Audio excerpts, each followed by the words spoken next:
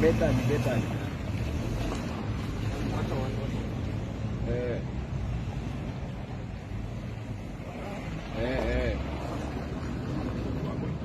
APCA. Straight compassion huko.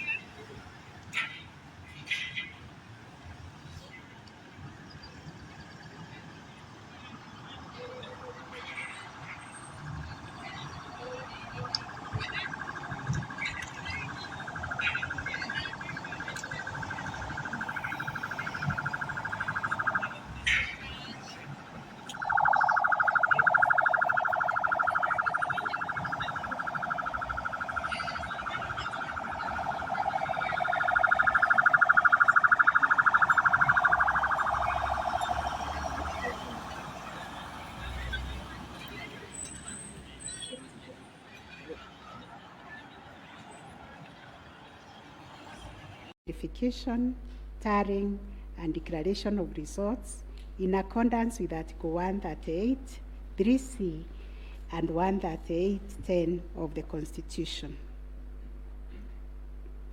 This issue arises from the printings in all the petitions as consolidated. Based on the said printings, the affidavits sworn in support thereof, and the written and oral submissions by parties, two viewpoints regarding the meaning, scope, and application of Article 138, 3C, and 10 of the Constitution have been advanced. On the one hand, the petitioners submit that pursuant to the foregoing provisions, the role of verifying and tallying of votes as received from polling stations countrywide is vested in the Commission as a corporate entity and not the chairperson of the Commission. It is their argument that the chairperson cannot undertake this task to the exclusion of other commissioners. They submit that the language of Article 138(3)(c) does not envisage a situation where the chairperson can arrogate to himself unfettered authority to verify and tally the results at the National Tallying Center without involving the other commissioners. Such action, they contend, would not only be unconstitutional, but would be sufficient ground without more to nullify an election of a president-elect. In support of their argument, the petitioners cite the Court of Appeal decision in IMBC versus MATIANG'I and 5 others as affirmed by this court in the case of Raila 2017. The petitioners further submit that Regulation 87(3) of the Election General Regulations is unconstitutional to the extent that it purports to vest the power of verification and tallying in the chairperson of IMBC. On the other hand, the first, second, and third respondents submit that power to verify, tally, and declare results of a presidential election at the National Tallying Center is the exclusive preserve of the chairperson of IMBC. According to them, there is nothing unconstitutional about Regulation 87(3) of the Elections General Regulations. The said regulation, the respondents submit, makes no mention of commissioners other than the chairperson. At any rate, the respondents argue Article 138(3)(c) of the Constitution does not envisage a situation where it is the commissioners who personally undertake the task of verifying and tallying the results as entered into the thousands of Forms 34A. Such an undertaking would be humanly impossible, they submit. For good measure, the respondents submit that Section 11A of the IEBC Act provides that the chairperson and members of the Commission are responsible for the formulation of policy and strategy of the Commission and oversight. In their view, the Act does not contemplate a situation where commissioners would be directly involved in the verification and tabulation of presidential election results. The task of verification and tallying, as stated by the respondent, is executed by the staff of the Commission under the direction and supervision of the Commission Secretary, who in turn reports to the chairperson. As to whether the chairperson acted unilaterally in verifying and tallying the presidential election results at the National Tallying Center, the petitioners claim that indeed this is what happened. It is the petitioner's case that the chairperson published an illegal Gazette Notice number 4956 of 2022, in which he designated himself as the presidential returning officer, a position unknown in law and the Constitution. Having done so, the petitioner states that the chairperson proceeded to conduct the verification and tallying process to the exclusion of other commissioners, each of whom he had assigned verifiable roles and related to the verification and tallying exercise.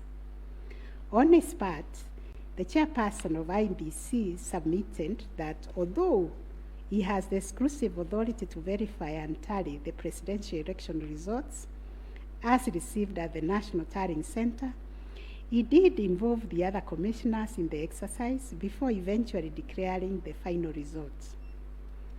He submitted that he did this in the spirit of teamwork.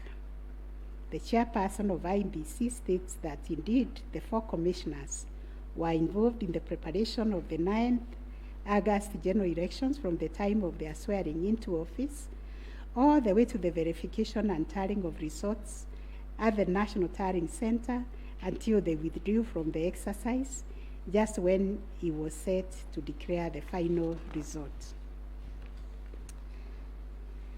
Having considered all the parties' submissions, we find that pursuant to Article 138(3)(c) of the Constitution, the power to verify and tally presidential election results as received at the National Tallying Center vests not in the chairperson of IEBC, but in the Commission itself. The latter carries out this exercise through its secretariat staff, technical personnel, and any other persons hired for that purpose under the oversight and supervision of the chairperson and the other members of the Commission.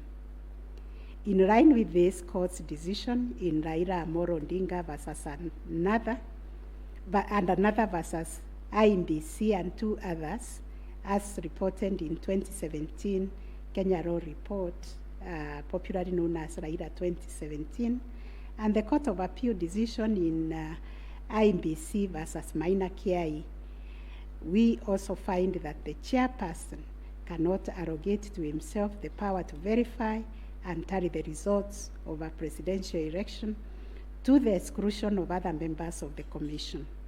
Indeed, Article 138(10) of the Constitution, although the power to declare the result of a presidential election after verification and tallying is vested in the chairperson, he does so only as a delegate of the Commission.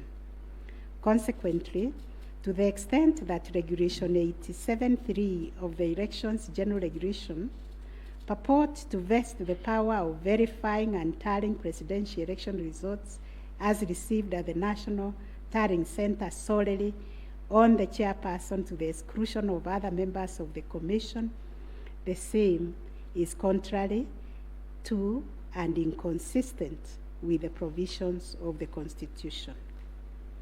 That said, we, however, take cognizance of the fact that the 4th, 5th, 6th, and 7th respondents, referred to as the 4 commissioners, actively participated in the verification and tallying exercise from the beginning up to and until just before the declaration of the results by the chairperson. They took turns announcing the results as verified and tallied, and were present and active during the actual verification and tallying at Bomas. An example is when one of them, Justice Nyangaya, stood on the podium to announce to the public results and also announced an adjustment that had been occasioned by errors of tabulation. The events of 15th August 2022, therefore, came as a surprise. As the public waited for the chairperson of IEBC to declare the final result, sporadic violence broke out at Bomas.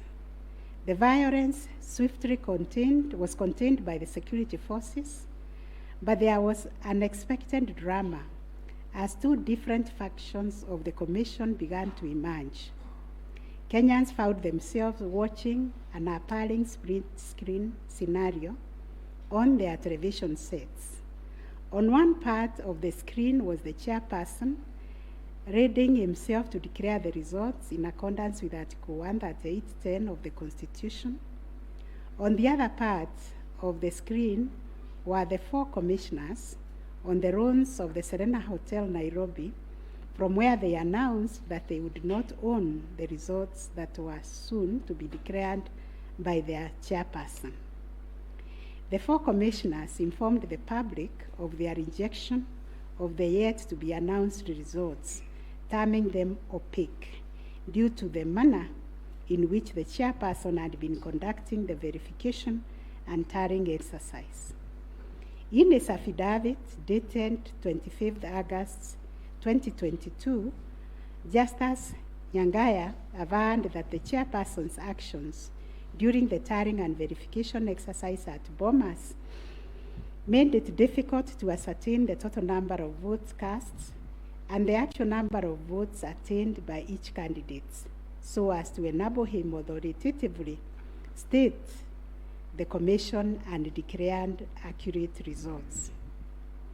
All the petitioners have anchored their arguments for the nullification of the 9th August presidential election in Taharia on the walkout from the Bomas by the 4 commissioners. They contend that by rejecting IEBC's results on grounds of opaqueness of the verification and tallying process, they called into question the credibility of the entire election. They further submitted that being in the majority out of the 7-member commission, their view should prevail and the election should be nullified. It is the petitioner's argument, therefore, that a dysfunctional commission cannot deliver a credible election. We note that apart from their 11th hour denunciation of the verification and tallying process and their averments regarding the conduct of the chairperson, the 4 commissioners have not placed before this court any information or documents showing that the elections were either compromised or that the result would have substantially differed from that declared by the chairperson. Critically, they have not explained why they participated in a verification process when they knew that it was opaque up until the last minute. Indeed, at the Serena Hotel press briefing, the 4 commissioners acknowledged that thus far the entire election had been managed efficiently and credibly. The chairperson on his part did not make matters any better by maintaining a stoic silence, even as things appeared to be falling apart. All this, in our view, points to a serious malaise in the governance of an institution entrusted with one of the monumental tasks of midwifing our democracy, an institution that obviously needs far-reaching reforms, of which we shall say more in our detailed reasons. But are we to nullify an election on the basis of a last-minute boardroom rapture, the details of which remain scanty and contradictory between the chairperson of the commission and some of its members? In the absence of any evidence of violation of the Constitution and our electoral laws, how can we upset an election in which the people are participating without hindrance, as they made their political choices pursuant to Article 38 of the Constitution? To do this would be tantamount to subjecting the sovereign will of the Kenyan people to the quorum antics of IEBC. This we cannot do. Clearly, the current dysfunctionality at the Commission impugns the state of its corporate governance, but does not affect the conduct of the 2022 election. In view of the foregoing, we are satisfied that, notwithstanding the divisions apparent between the chairperson and the 4 commissioners, IEBC carried out the verification, tallying, and declaration of results in accordance with Article 138(3)(c) and 10 of the Constitution.